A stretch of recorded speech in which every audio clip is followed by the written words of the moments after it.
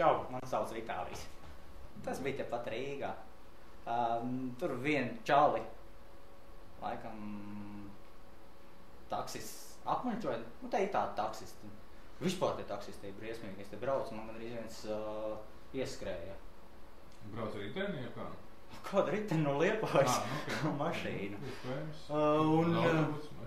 Tur tāds viens taksists tāds rīktīgi ieskrien, man tai, es jau domāju, tu būs dunks, rīktīgi pret stūri. Visi mani kolēģi, kas aiz durvīm ir, tie sabijās. Nu, es vēl vairāk sabijos, es visu redzēju. Nu, ne, tas ir sīkums par tiem taksistiem. Galvenais tad to joku. Tur viens taksists vienu čali. Nu, cukā iekots bija, tā mājīgi sakot, apčakarēju. Noslauc viņam reāli 10 latas. Nu, tur pārsims metrus pavēt laikam ar katru. Un viņš apskaidrojies laikam bija un atčaknījās. Nākušajā dienā sarunājāt čomu, aiziet pavaktēt to tur taksistu.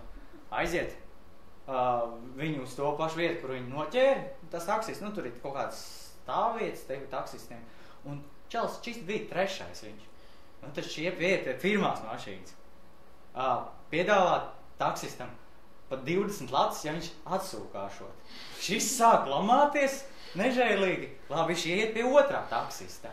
Piedāvā viņam tikai 15 latas. Un galvenais, kas ar sāk lamāties? Nu kā, riktīgs latvietis jau neies tur kaut kā tur izdabāt kaut kādiem. Tad es nevienu, tur interesanti, neviens laikam. Tad viņi aiziet pie tā trešā čaļa. Pa ceļneri aizvedīs mūs līdz tādai un tādai adresei. Labi, vīri sakā priekšā un brauc prom. Tie divi taksisti izkāp ārā, skatās. Čalis aizbrauc. Viņam jau piedāvāja to. Tam tikai aizvest. Tad viņš to kolēģi acīs kā izskatīsies. Iznesies sauli. Nu, un viņš vēl mēģinās nākušajā dienā skaidrot. Es tikai viņus aizvedu.